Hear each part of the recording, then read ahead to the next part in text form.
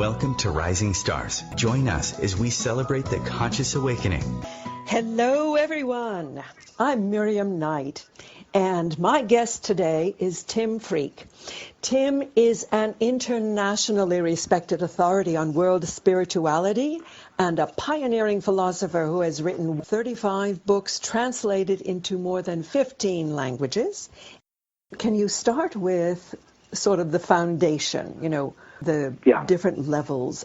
The scientific story of evolution, it began with Darwin, who came up with this idea that life had evolved, that species had evolved. And then 100 years ago, we got the idea of the Big Bang. And then we saw that the whole universe had evolved. And there was a period before there was life. And that huge period of evolution, that had a different mechanism. There was no genes, there was no natural selection. That arose during the biological phase. And what I'm suggesting is that there is actually a third soul phase of evolution, which has emerged from the life phase, just like the life phase arose from the matter phase. And it has its own evolutionary pattern. And that is the pattern which spirituality has always been studying. It involves the soul, the thing which is not in matter. This soul dimension, that is a realm of meaning. Here, in the world that I'm inhabiting right now in my body, everything is connected primarily through cause and effect. If I drop my pen, it falls. But in my imagination, if I drop my pen, it may fly. Sometimes things just happen in a causal way. A lot of realities like that. And then there's this overlay of meaning where things get shaped into a story of your life. And it's not one or the other. It's both, because the deeper thing has emerged from the more primitive thing. And that's why that's why right now I'm experiencing primitive matter. I'm looking at my garden or the life, and I'm talking to you in soul, all at the same time. The whole question of the big G word. What is your conception of God? It's a very big idea, and I'll try and do it justice. Throughout my life, I've had this experience of communing with a being of love. There's just this transcendental being of love, and it's a very powerful and real experience, and one of, if not the most important experience in my life. It comes in when I'm awake. And of course, I'm not alone in that. But the traditional picture of God really doesn't make any sense to me. The idea of God at the beginning of time, this perfect being decreeing the universe, and then going, let's take 13.8 billion years before we even get to human beings and soul, and let's spend 180 of it just doing dinosaurs tearing each other to shreds. That's a good idea. See, that doesn't make any sense to me. It doesn't make any sense to me that this being of love, which is how I experience it, of goodness, is going, and along the way we'll have a history full of the most unspeakable horrors, and we'll have a nature which is beautiful, but violent and ugly as well.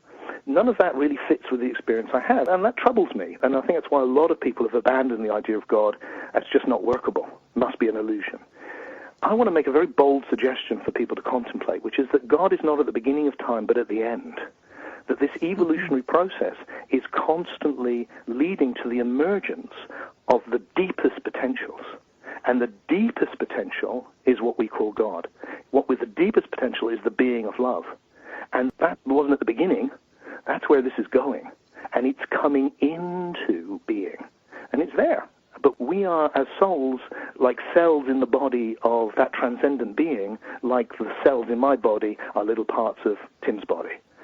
Just as hydrogen and oxygen got it together to create water, just as many cells got it together to create the human body, so many souls are communing. When we enter the spiritually awake state, when we enter a place of oneness, we bring into being that transcendental presence, which we experience as love, because love is how oneness feels.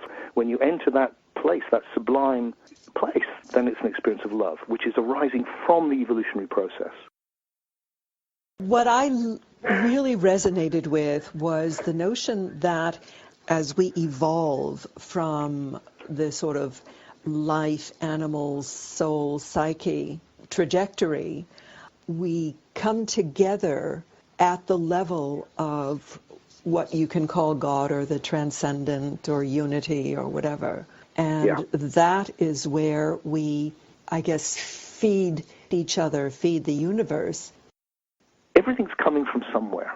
So what can we say about where the whole universe has come from? What was before the Big Bang? in one way, it's impossible to say, but what we can say, surely, is this, that before the universe, there was the potentiality for the universe, because the universe has come from it. So what I describe is a vast potentiality.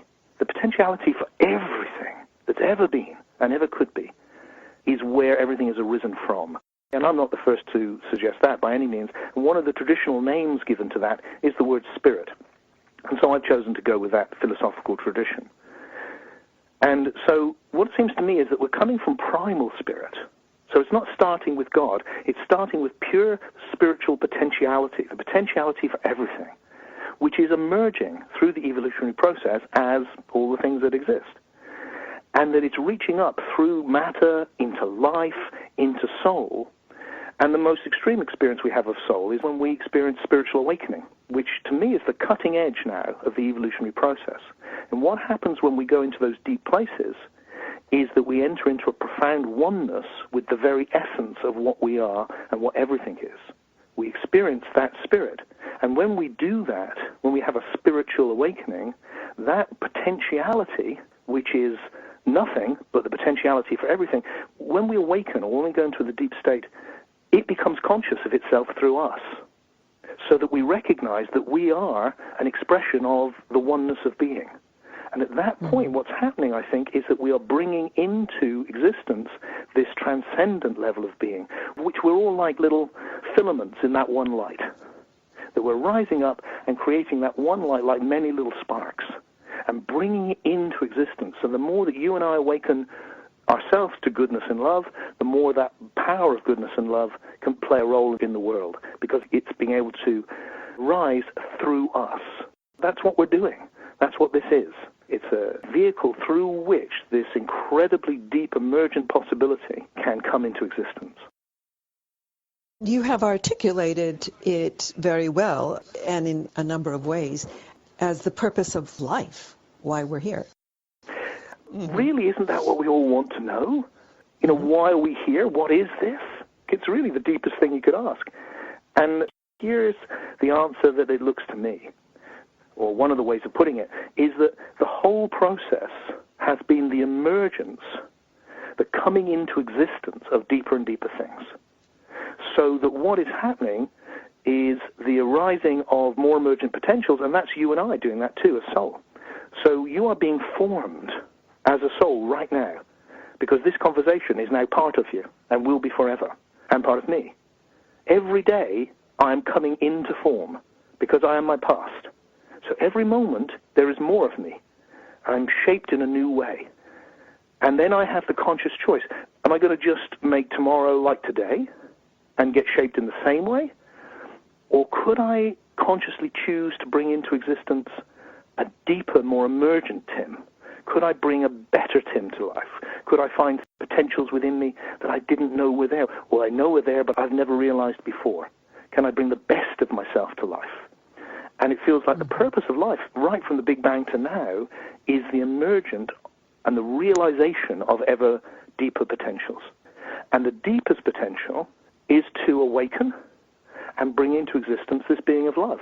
And we do that by really committing to the journey of life and bringing out the best in ourselves. Because when we bring out the best in ourselves, we play a role in bringing out the best in the whole universe. So you lead workshops on something called Deep Awake. What are they like? I do, and that's beautifully relevant, because that's exactly what I'm saying. Because where this is going to is, look, this awakening, this entering the deep awake state, this is the cutting edge of the whole 13.8 billion years of evolution, and we are it. And the deepest thing we can do is explore these deep awakened states. And they've fascinated me since I was a child, and I've now found various ways through techniques, very simple techniques of connection, that anyone, and I say that with such confidence now, because I've done it with thousands of people throughout the world, anyone can experience for themselves this spiritually awakened state, the deep awake state. They can know that oneness, and most important of all, they can feel that huge, big, big love, which is so big you can't miss it. And it's a powerful and transformative experience. And it's just a joy, because you just see people relax into being who they are and discovering these immense depths when they contact their essence, what is traditionally called spirit. Well, certainly anything that nourishes the spirit at this time is to be welcomed. We need to connect with that, both a sense of the essential goodness of the universe and our potential to manifest it. Yeah, every generation has to face new challenges. And rightfully, in a way, we look at what's bad, because that's the thing we need to change. But we've come so far, and when you see the evolutionary journey, this huge one we've been talking about, but just the evolution in culture, which has led to a world, a transformation, say, of the role of men and women in my own lifetime, a change which would have been impossible at any other time in history. We've seen compassion being expressed. We've seen racism being regarded as something bad rather than most of history where it's something good. It's huge, huge changes which we've brought about. And if we can feel the essential goodness calling us, then we can have the courage to engage with that evolutionary process, individually and collectively. And surely if history shows anything, it's that we're capable of anything. We can meet these challenges, and we can create... Well, here's a little idea, which is the thought that this world of the imagination, if that is heaven, if that is the place where we see the potential, then every time we take a good idea from the imagination and we put it into life, every time we do that, we bring a little bit of heaven to earth. And if enough of us keep doing that and keep bringing a little bit of heaven to earth, every good idea that we make real, every good idea, it gets better. And that is how we play a role consciously in this magnificent, beautiful evolutionary process. Hello, my name is Philip Comella, and today we're going to have a conversation about spirituality and philosophy. Is a topic that has been a deep mystery throughout time. The good news is that we have a lot of original and deep thinkers confronting this question through modern eyes. And I'm happy to have one of those people on the show today. He is well known in this area. He has a BA in philosophy. I have to say that of all folks out there, he is one of the most original thinkers we have with us. And his new book, which we're going to be talking about today, is called Soul Story, Evolution and the Purpose of Life. Listen in. I think this is going to be one of those envelope mind-expanding shows. Would you consider this book something along the lines of a life's work? Yes. I've written a lot of books. In my own estimation, this is by far the most important and where everything has come to. A lot of what I've written about has been about other traditions, and then more recently trying to provide a way of understanding awakening philosophically, but also practically. That's mainly what I do. Mainly I look at how we can change consciousness. But in the background, I'm a philosopher, and what I've been looking for is how can I develop a philosophy, a story, a way of seeing reality, a worldview, which encompasses the whole of my experience, which includes that kind of mechanical reality that science describes so well, but also a totally magical reality, which spirituality deals with. How can life be both? And I couldn't find a off-the-shelf philosophy, and I've been looking for the last 4 decades, I guess.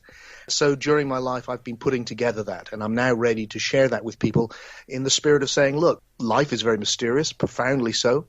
This is a way of seeing what we're in, which brings together those poles of our experience. What do you think? Something that I like you to talk about is this concept of the time stream, which I thought was incredibly original. And you said before, when I asked you whether this was your life's work, and I kind of thought it was because, I've read some of your other work, and this is trying to put it together.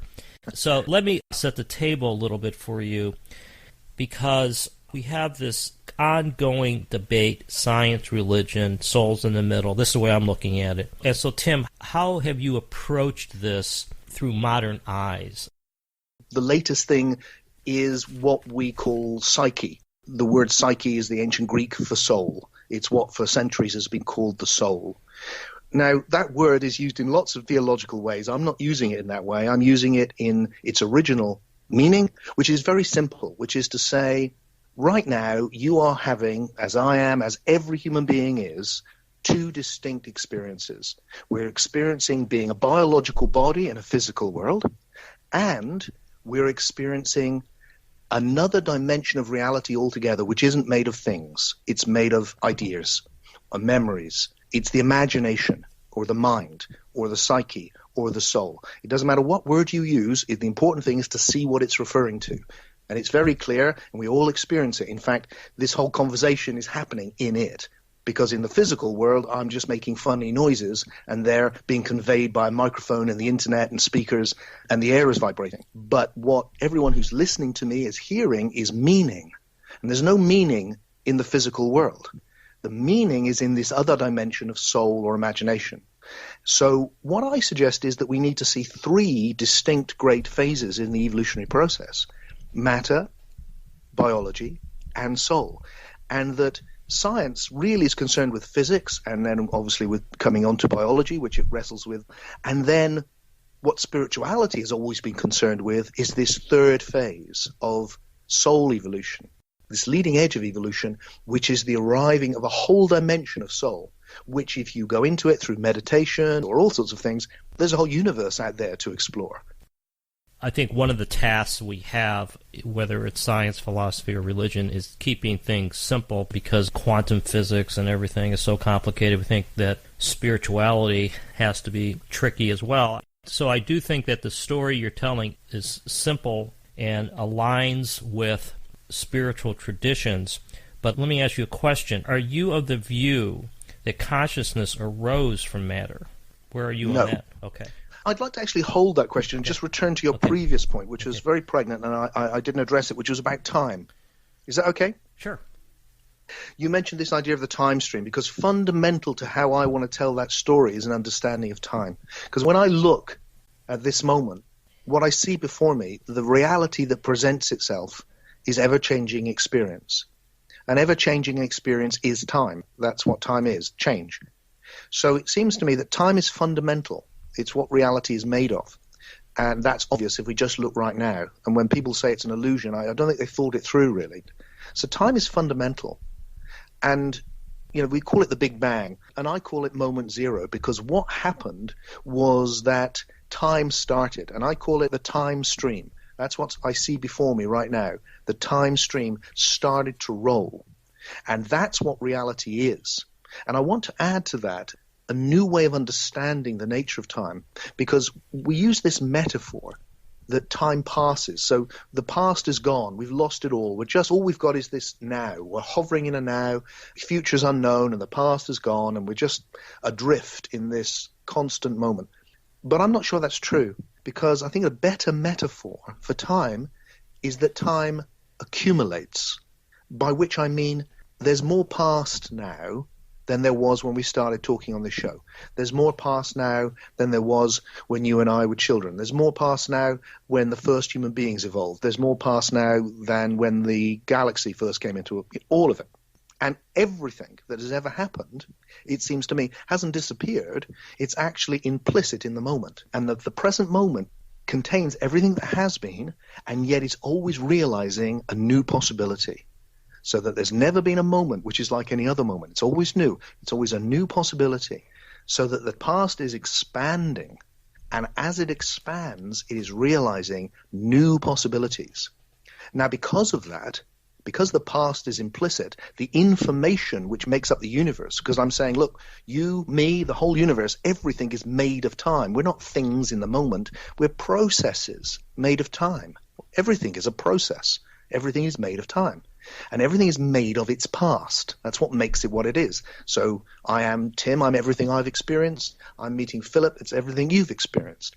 And that's true of everything. It's true of the universe itself. So it's expanding, realizing new possibilities. And because of that, there's more and more past, which means there's more and more information, which means there's a tendency towards evolution and the emergence of deeper and deeper possibilities, because it's building on everything that's gone before. And that's the current that has led us through physical, biological, and then soul evolution to this moment now where we've gone from hydrogen 13.8 billion years ago to you and I having this whole conversation about cosmology in a non-material dimension we call the imagination. And that's amazing, isn't it? Yeah, just extraordinary. Yeah, I love speaking with a fellow philosopher. I mean, it's refreshing. I don't think you would also say that we cannot control the time stream. Are we just rolling? In other words, are we in the middle of the Mississippi River without any ability to control that flow? Are we in the midst of this flow, or is there a point in time where we realize that we are the flow, that we are? I think we absolutely can play a role in controlling it. That's the difference between you and me and the Mississippi River. As far as I know, the Mississippi River can't control itself. It's just rolling. Right. But we can control it. We can control ourselves and the Mississippi River because we have this thing called the imagination. Yeah, no. And when you said about consciousness, do you want me to just pick up on the question which we left behind earlier about does consciousness come from matter? Yeah, I want to talk about consciousness, which is the deep mystery. Did consciousness come first, or did it evolve from the brain, as modern science says? Where do you stand in this dichotomy? Well, I'm looking for a different perspective altogether. In philosophy, there's fundamentally two perspectives, one of which you could call objectivist and the other subjectivist.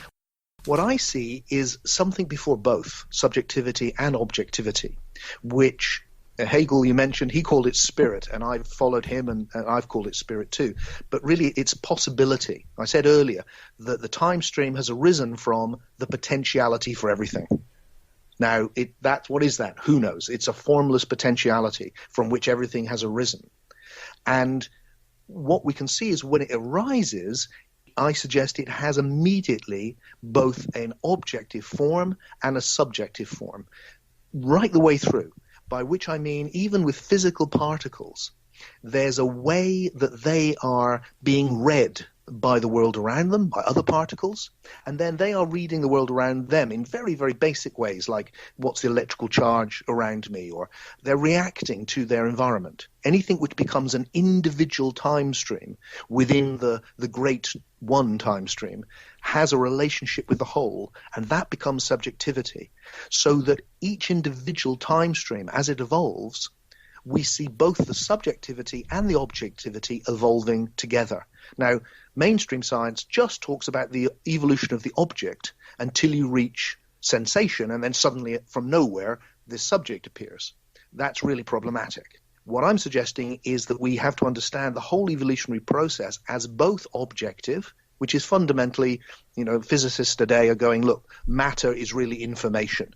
So what we're seeing is the evolution of objective information, and then subjectively we're seeing subjective experience of that information. Is something very primitive will become sensation, and then will eventually become soul, this other thing we're having.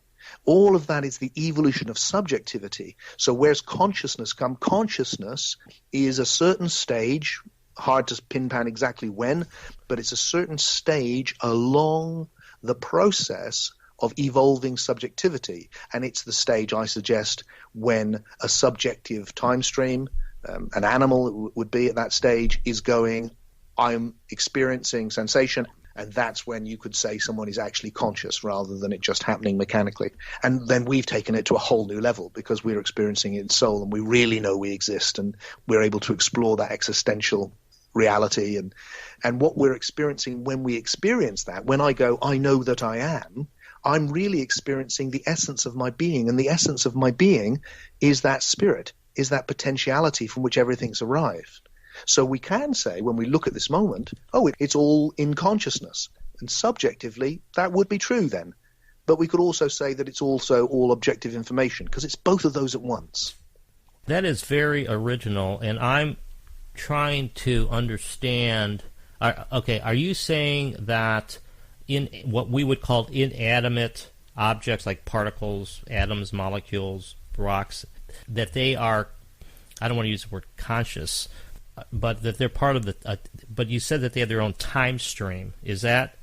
Yes, I'm saying, and it is hard to get because of the language, right. But I think it is, what I'm saying when you get it is quite straightforward. What I'm saying is that anything which is an individual thing, a coherent holon, right, which has its own nature, which is actually which is a time stream, because everything which exists is a process in time, or made of time, that will have an objective nature. which is how it is read by the world around it. Right.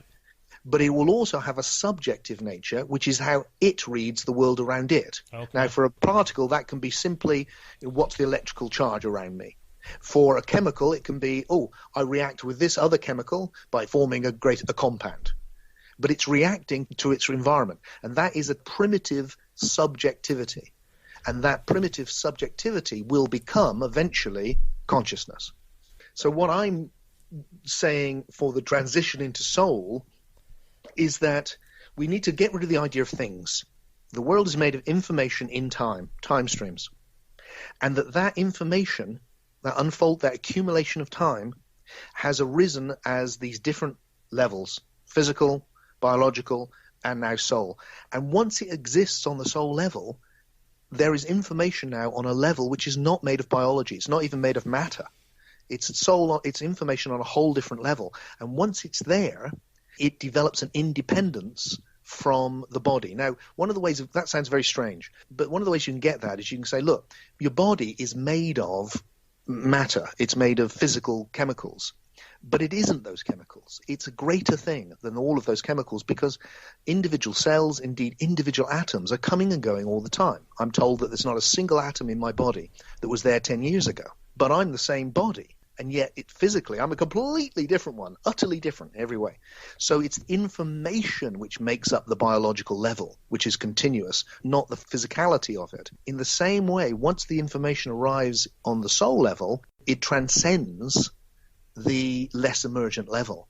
And one of the ways that you can get that, for me, affects how we see the great idea of spirituality, which is that once we arrive at soul, soul becomes immortal. And we can then frame the great question, does the soul survive death, very simply by going, that experience we're having right now of imagination, does that continue when the body dies? And I think the answer is yes. Yeah, okay, so there's a lot, obviously, there's a lot here, and we are touching upon some of these perennial topics, and the beauty of it is that, Tim, you're giving this a refreshed perspective. I really like I'm starting to understand the objective versus the subjective. Let's talk about evolution here for a second, because in our intellectual world, mostly science, it's remarkable to me how much credit and how much weight we put on the concept of evolution. And it really is coming from the scientists. I mean, I have read so many accounts in these science magazines about explaining anything by natural selection. What do you mean by evolution? For me, the biological phase of evolution is just one phase. Okay. And I think that's true for science. I think what the problem is that often biologists haven't caught up with physicists. And physics is still the leading edge of science. And physics has for a long time been going, look, the whole thing's evolving. So clearly evolution cannot be about genetic mutation because there was no genetics when gases were first evolving. It's like there's a process which transcends, whether Darwin's wrong or right. If there is some natural selection, if that's right in some permutation, it is a phase of evolution. It didn't characterize the previous phase, and it certainly doesn't characterize the soul phase. So that we need to see the whole concept in a much more cosmological sense than just the sense that Darwin articulated, which, by the way, I think was genius. I mean, an incredibly powerful idea. Whether it tells the whole story, I don't think so, but it tells enough of the story.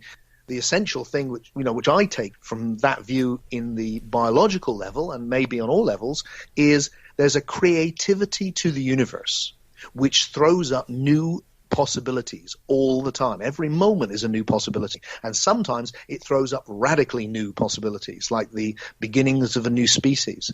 Now, there's a kind of randomness to that. Dinosaurs are a great and funny example, but it's everywhere. And yet, throughout it, the past accumulates. So there's always more past, and therefore the new thing will build on that and build on that and build on that. And then when you reach consciousness, when you reach a time stream like you and I that can actually exist in the imagination and ask these questions and consider things, that same process, which had been going on since the beginning of time, now can happen consciously because the soul wants to know itself. So you could say the whole universe wants to know itself. It's a self-realizing universe, or rather, the great potentiality, spirit as I call it, wants to know what it is. And therefore it's realizing itself on primitive levels, and then more emergent levels, and then more, and then biological, and then soul. And when it reaches soul, it knows that it wants to know itself. And from then on, the spiritual journey starts to happen, and we have philosophy, and we have awakening, and this really deep level of gnothisiton in the Greek, know yourself, the great instruction in the ancient world, that suddenly takes off. I want to ask you the question, Tim, having studied this for most of your life, what you think the future holds for science and religion. I think we're heading for something completely new, because what you're talking about is absolutely right. But what is that? It is the evolution of soul, which is the evolution of what stories we've told to explain reality. And to begin with, those were mythological stories, they were pre-rational stories, and that gave birth to religion. And it was about the soul, because the soul is the most obvious thing we experience. And people looked at it and went, oh, look, I'm having this experience of a level of reality which isn't made of matter, therefore I exist in another realm. And it was obvious to them.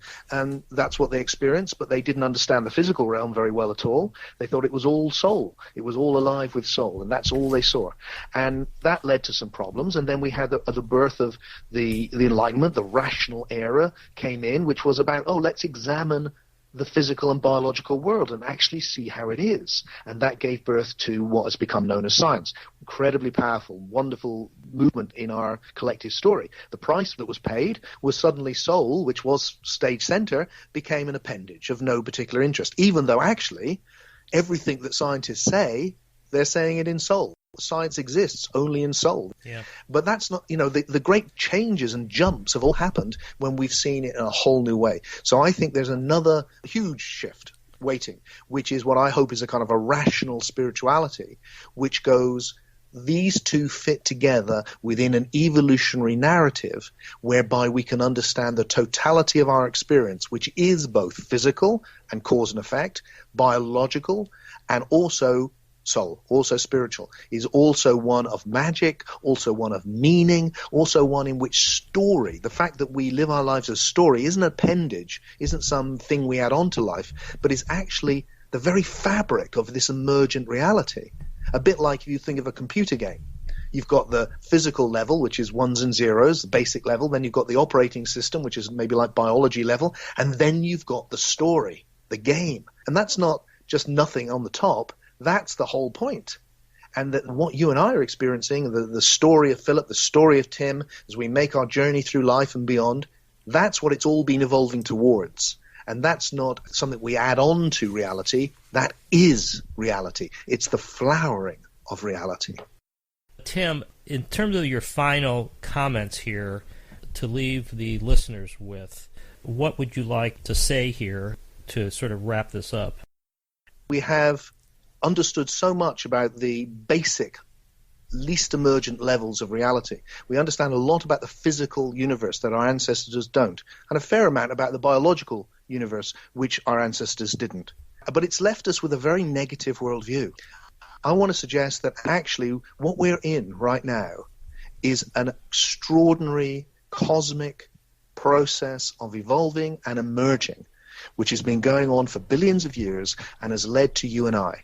And that we are forming as individual soul streams, currents of time, made of everything we've been.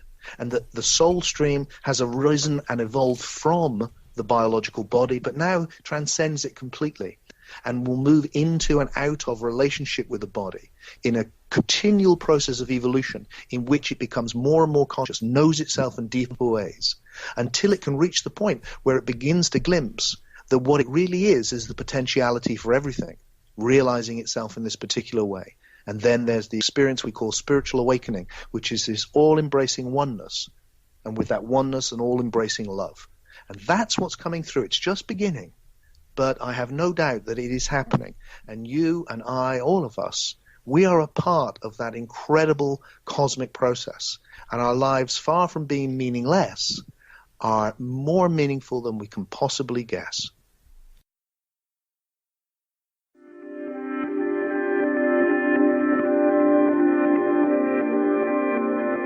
So this is a kind of a new experiment. We're going to do a three-way conversation. Tim, do you want to introduce yourself a little bit? What do you do and what are your interests? I'm a curious human being, first and foremost, exploring the different spiritual traditions of the world, really looking for their commonality, where underneath the difference they seem to be addressing a common human experience of what could be called awakening. There's a few things that you talked about and that you've written about that are now getting a lot more attention, it seems. There's a kind of the whole idea of rebel wisdom is that we are trying to kind of understand, explain and contextualize what seems to be quite a big desire for knowledge and a kind of, an intellectual awakening. And part of that clearly is the sort of Jordan Peterson phenomena, the intellectual dark web phenomena, and tied into that is a new interest in Christianity, a new interest in Gnosticism. There's a real interest in the religious and the sacred again after a long time of the kind of new atheist types like Richard Dawkins. They felt to me like they had a bit of a stranglehold on the culture, this sort of radical scientific skepticism. What do you make of that? Hurrah! I mean, I had a lot of time for Richard Dawkins and people like that because I think what they were doing is they were still fighting the Enlightenment battle, which I thought had been won. Turned out it hadn't been won. So the thing which they're attacking needs attacking.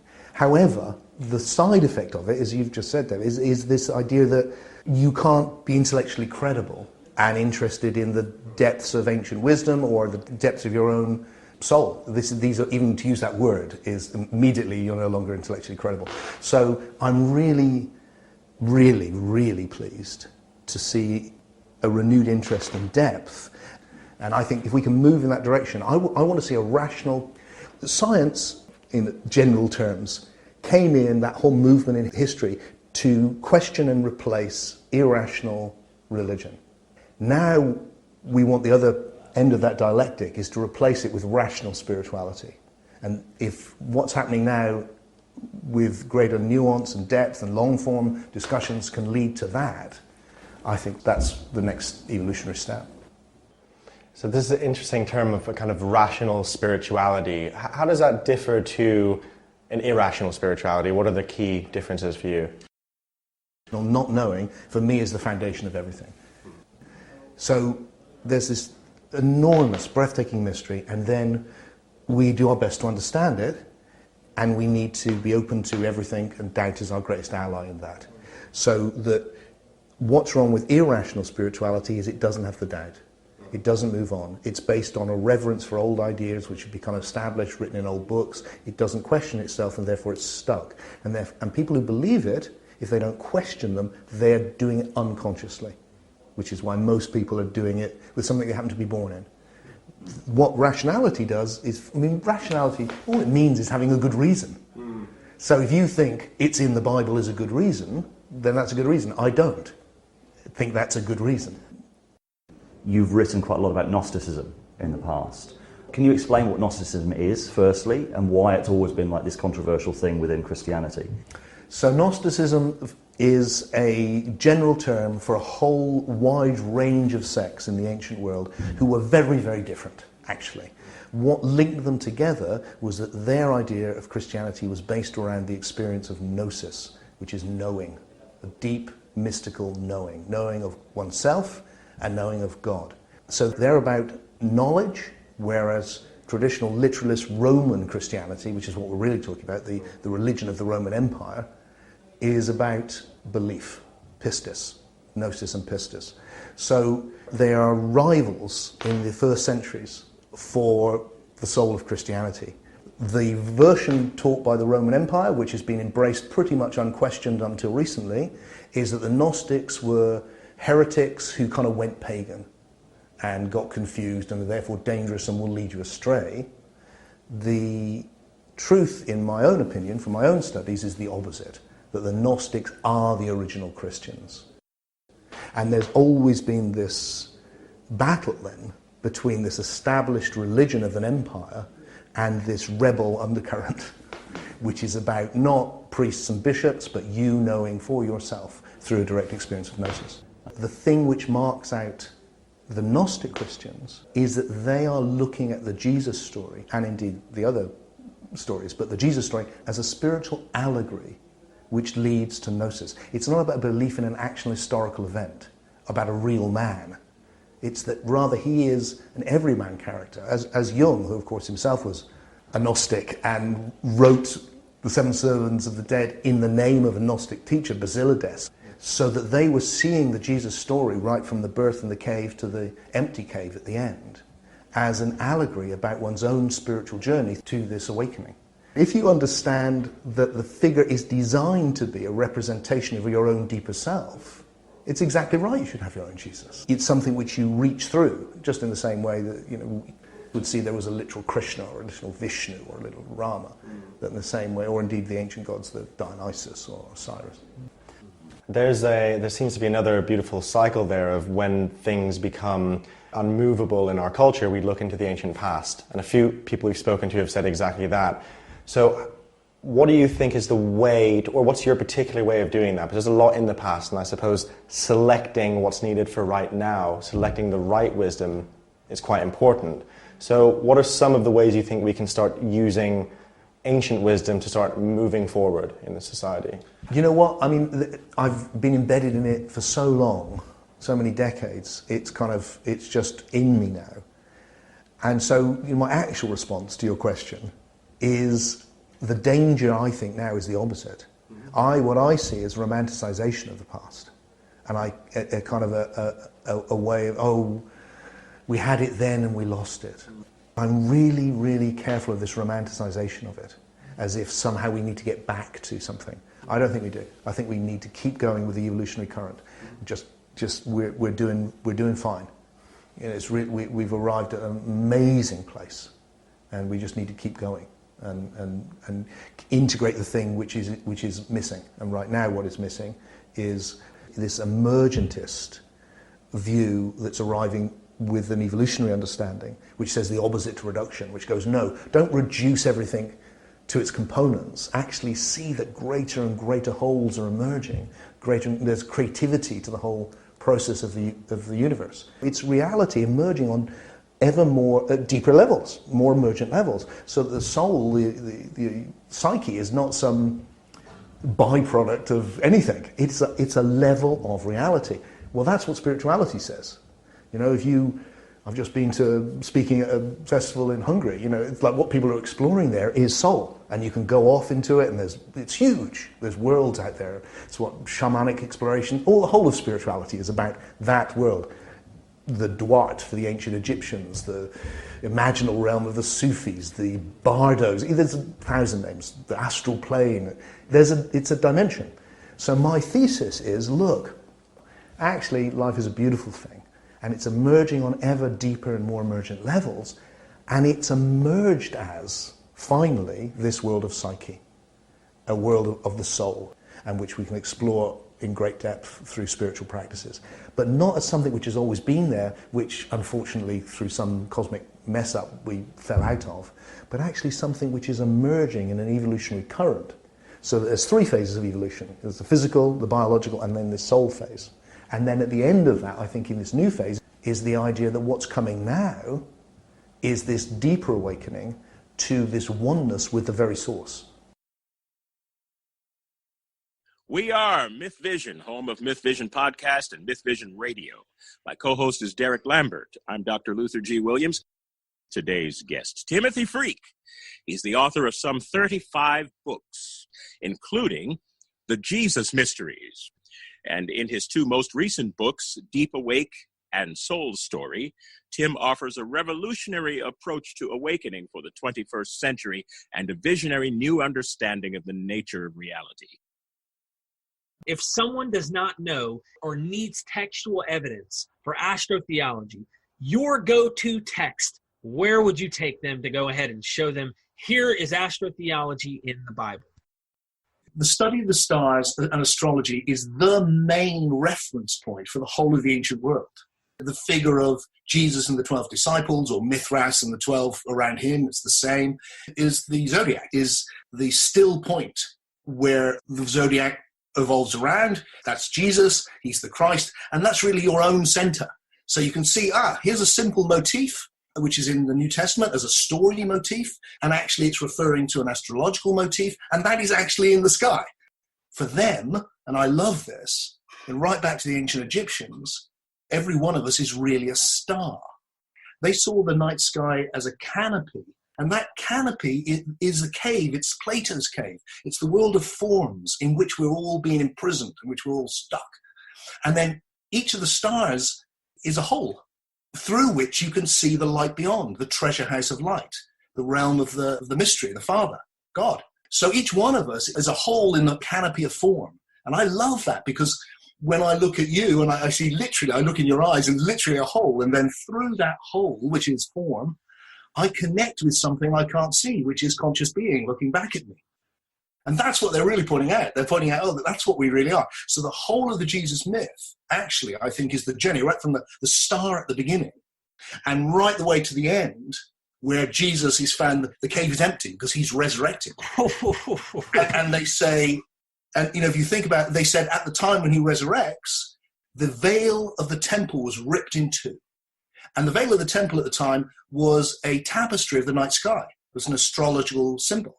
So the night sky is ripped in two, the veil, Nuit, the goddess form. Goddess is the form. God is the mystery from which everything arises. That's the fundamental polarity. God, if you like, God is the dreamer of the dream of existence, and the goddess is the dream. She's all the forms. So we're trapped in the cave. He comes through, he rips through, he comes out. As Paul says, he conquers the cosmos, and he goes through to the treasure house of light. And that's where it's going. That's the resurrection, and the tomb is empty. And I love that. So many atheist mythicists and historicists and scholars today are arguing over the existence of Jesus. They're so focused on, did he exist, did he not exist? And it seems like you have left that box altogether. Let me exit this Jesus discussion on whether he existed and didn't. And my question is to you, and it might be a little bit difficult, I don't know, I hope it's not.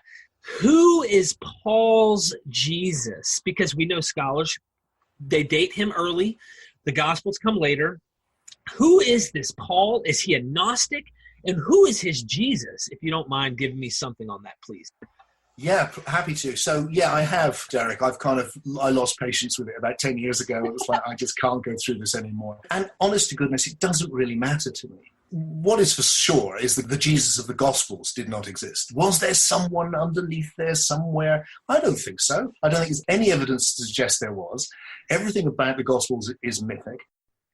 So my feeling with Paul is, the book I would recommend is the Elaine Pagel's book on the Gnostic Paul. With Paul, I think there's two Pauls. There's the historical Paul, who writes some of the letters we have, who writes in the Greek of the ancient Greek mysteries, who never talks about anything to do with an historical figure, who says that the Greek secret that's been stored up from the beginning of time is the Christ in you, and who sees Christ as someone you die and resurrect with. He is the great hero of the Gnostics. Valentinus, for instance, says that he received the gnosis from Theudas, who received it from Paul. So this is a direct run-through historically. So he's the great hero of the Gnostics, which is why I think by the 2nd century, you get a whole different Paul. And that Paul is anti-Gnostic. He's the one who writes about gnosis falsely so called and tells women they should wear hats in church. The Gnostics, of course, are well known for their radical approach to women. They're like the Pythagoreans, but they are Pythagoreans, really, who treated women as equals, which is, unheard of. And one of the great things which the Roman Church will later attack Gnosticism for is that they have Gnostic priests, they have Gnostic bishops who are women. So you've got this very radically different Paul. You've got this literalist, not very pleasant Paul, and his job is to try and destroy the real Paul. And those letters turn up in the 2nd century with Irenaeus, who is one of the proto-literalists.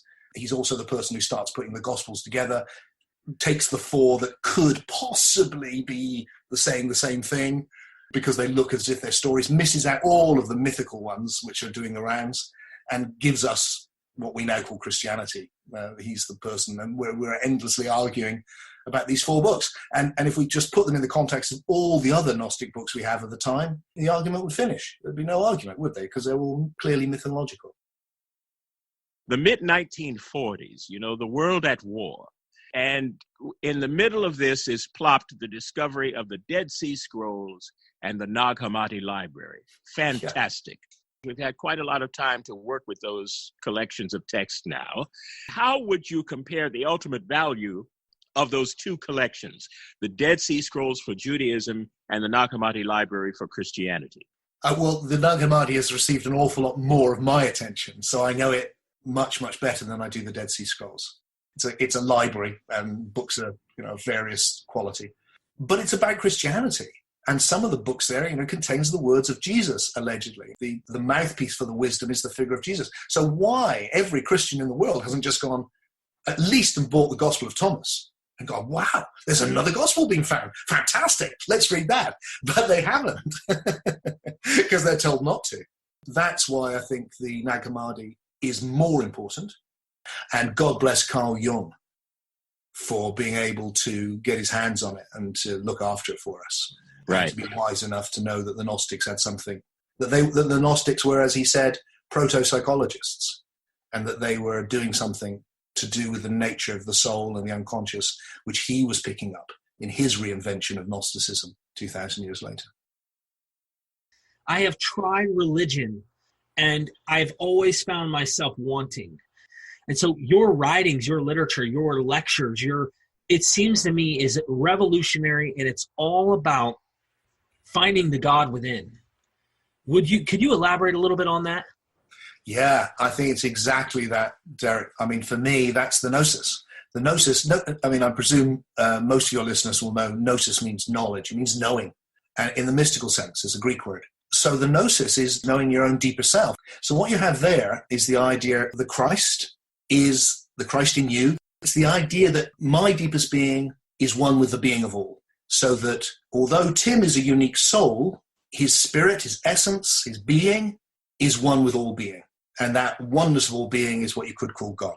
So that the whole journey of gnosis is for your particular soul. And let me just say this, one of the things which I love is really getting, and this was huge for me with writing Jesus and the Goddess. It was a breakthrough moment because I had to sit down and there was all these terms. Pneuma, spirit, psyche, psyche, soul, physis, body, and so on. I was like, what are they talking about? And I'd written books already, quite a few, and I didn't know. I'd never thought about it. It was like spirit, soul, are they all the same thing? Are they different? What's the difference? Do you have one of each? And actually to go into it and go, oh my God, these people are talking about the obvious in a very profound way. So that we're so used to these theological concepts, we don't see what they actually mean. So what I see now is, I'm obviously a body and a soul, because the body is the physical, here it is my sensation, and the soul is the psyche. So I'm both material and non-material. Everyone is. You can't possibly miss that. You're a body and a soul. And then there's spirit, which is essence or being. Essence from esse, to be. It's your being. And I think what they're saying is, look, there's a flow of sensation, which is your body. There's a flow of imagination, which is your soul. And then there's the presence that is experiencing that. And that's your being. And the thing which is your being is something, well, let me quote the Gospel of Thomas. In the Gospel of Thomas, where Jesus is revealing the gnosis, he says, I will show you what you cannot see, what you cannot hear, what you cannot touch, and what you cannot imagine. And that spirit, it's the thing that's looking. And the thing which is looking doesn't have a shape or a color. The things you're looking at have shapes and colors. The presence that's looking has no shape. It makes no noise. It has no qualities other than a naked sense of being. It's that you're putting yourself back into this presence which is witnessing everything. And when you do that, what arises is this enormous oneness, because you're one with everything. Tim's not one with everything, but my deep being is one with everything. And Tim sees that. And what arises with the oneness is agape, this tremendous love, because love is how the oneness feels. When you realize you're one with someone or someplace, anything, it feels like love. That's what love is. It's connection. So when you come back into the presence of the Christ or your deep being, there's this oneness, and then there's this love which you can even love your enemies. It's a love which loves everything just because it is. And that's what the whole game's always been about. That's what happened to these people 2,000 years ago. That's why they created all of that. And that's what can happen to us today. It is happening to us today. It is indeed, and it's all existential. You have to experience it in order to understand it. I come from the Orthodox Christian perspective, being a Christian minister even to this day, in the Methodist tradition. And you talk in your book, The Jesus Mysteries, about mystery initiations and the revelation in the dance. I just take that as an example of all these kinds of modes of reality that have to enter into our being so that we can learn from them, to put them in the mix. And I look at the dryness of our church services and ways to restore some of that. I remember coming back to the United States and saying, we're going to sing the Psalms. Are we moving toward more dimensions of expression in our acts of, shall we say, worship? And is that a revolution or an evolution? Luther, I think there is a revolution happening in consciousness. So my sense is we can approach the higher power in whatever way works for us. That's a huge revelation and a very Gnostic thought. If you can't describe the gnosis back to me in your own way, you haven't found the gnosis. Right. You're just parroting somebody else. But the minute it's your own way, you've got it, I see. You know. So that's happening, and hurrah for that. And I think, you know, the revolution that started in the 60s has been a big part of just going, look, I think that's the Dionysian thread has come back, that sensual, embodied passion. I like that too. I am in awe of what you said because it's my experience as well. It's not just that it makes sense. I've looked at this and I've been investigating this for some time. How do our guests get a hold of your works? What's the best way to reach you or to get your materials, whatever you have available? Well, the best way is on my website, timfreke.com. You have to remember that my name is pronounced Freak, but spelled Freke. And the Jesus Mysteries is the one if you're interested in the historical Jesus. The next one is the Jesus and the Lost Goddess, which is really about what the myth means. So the more esoteric side. And then there's others as well. If you're really up for it, one of my favorite books is The Gospel of the Second Coming, which is my naughty book. We wrote a new gospel. Again, we did what the Gnostics did. We wrote our own gospel in which Jesus comes back to explain he doesn't really exist. And that freaking Gandhi had got it right in the Jesus Mysteries, and then put all of the great ideas in the Jesus Mysteries into a new gospel, except with jokes. So there's all of that. Then there's all my new work. It's all on my website. You travel all around the world. Do you find that religion and science are coming together today in a way that we've been waiting for? Yes and no. Yes, because I think people really want it to happen. Speaking personally, I think there is a huge shift in our understanding coming, and it will be a shift which enables us to understand both the physical, causal nature of reality and also the soul dimension of reality, which spirituality has always been about, and how they relate. And when we get there, and I think it is coming, I think it will be as big a shift for human culture as the emergence of science was 300-400 years ago. I think it will be enormous. Are we there yet? No. And it's because it's actually very difficult to bring science and spirituality together. And that's why it's been my focus for the last period of my life. It's been like, how can we genuinely bring this together? And I feel we can bring these two together. And the secret is an evolutionary understanding, which includes both.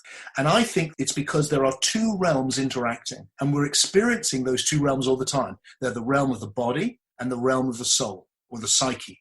We're having thoughts. There's no thoughts in the world. If you look at me, what you're actually seeing in the world is a monkey wearing clothes making funny noises. But what's happening in soul, in your psyche, is you're hearing meaning. But there's no meaning in the sound waves. The meaning is all in this non-material dimension, which is all about narrative and story, is interacting with this material causal dimension. And they're interacting all the time. And I think that's what we need to understand. Now, the problem with spirituality is it ignores the causality.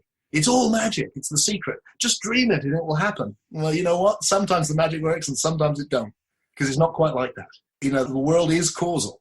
So spirituality is going, it's just this one. And then science is doing the opposite. It's going, no, it's just this one. I mean, the analogy I love for science is it feels like science is like giving someone a DVD of a film and going, hey, what do you make of this? and then coming back the next day saying, well, I've looked at it carefully and it's digital information encoded on a disk which projects pixels on a screen. And you go, yeah, I know, that's true, but what did you think of the story? Because that's the bit we're really interested in. Oh, man. Okay. Look. This is good. This is fantastic. Okay. Now I want to go back to your life. 1959, you're born into a set of specific circumstances. How do you see that as having prepared you for what you are doing now and what you are about to do? I think the role that my parents played was huge. What they really had was an interesting polarity. My dad's thing he would say to me over and over again all the time was, Timothy, stop and think. And I thought, I've just embedded that in me, this kind of like, whoa, before you just believe something or you do something, stop and think. And my mum, although she never said it, what she was in her very being was stop and love. That's what she was. She was just this being of love. I don't know. She had the gnosis. I have no idea how she had the gnosis. So I had this very interesting polarity of this stop and think and stop and love. And I think that's given me this whole, what I call this paralogical understanding of it's not either or, it's both and. So it's both. So for me, it's very much about the head and the heart. It's both. How could you not have both? What I'm interested in is a new form of Gnosticism, which really brings it into the 21st century. And even calling it Gnosticism is probably a distraction. It's about getting this gnosis and being able to say it clearly and have practices where you can experience it for yourself. I find your story fascinating. I can relate to you so much on so many levels. What was the aha to all of this? When did you really wake up? It started when I was 12. I'd always found life deeply mysterious. Always. And it always felt like I'm alive and my job is to find out why. And then I found the answer I was looking for, but it turns out to be not in words. It turns out that the answer is actually an experience. So that idea that I would later discover as gnosis was already there. It was like, oh. So when I came across the gnosis, oh God, and the agape, it was like, I know what this is. And also in between, I'd been just giving up as much time as I could to learning about finding people who knew what I was talking about. And that's why I studied the spiritual traditions of the world and went through them and going, oh, here's a guy talking about oneness and love in China, 500 BC. Oh, here's someone talking about it in the Sufi tradition in Islam. Oh, here's someone in the Zen Buddhist tradition. And they're all different. They're all like us. They're individuals. They've got certain qualities that the others lack and vice versa. But there's a similarity. There's a common human experience. Tim, having you at this juncture in your life has been a special treat. You make 60 this year. You're in this extraordinary period of personal reflection. Any insights on where that's going? We'll kind of close with that. After my last book, Soul Story, I felt like, I've achieved something I've set out to do since I was a little boy. So now what? So I was really wrestling with, do I go forward? Or do I stop? Is it enough? Do I need time for me? So I stopped everything. I stopped all my events. And I've had a period of reflection, and I'm just about ready now to come back out and launch a whole new thing, which I'm calling unividualism, which is really taking my philosophy to a new level and my work events to a new level, this new Gnosticism, really. There's a part of me that would like to just kick back, but when I go deep to my intuition, when I listen to God, the message is not yet. So we'll meditate together and gaze together, and I'll talk. I think it's a whole new phase, Luther. So it's a delight to be here at this moment where I just feel like I'm coming out of hibernation and just going, yep, I think I'm getting ready for whatever it is next in my little life. And I just want to do my best to contribute what I can while I can and share the love, share the gnosis, share the wisdom.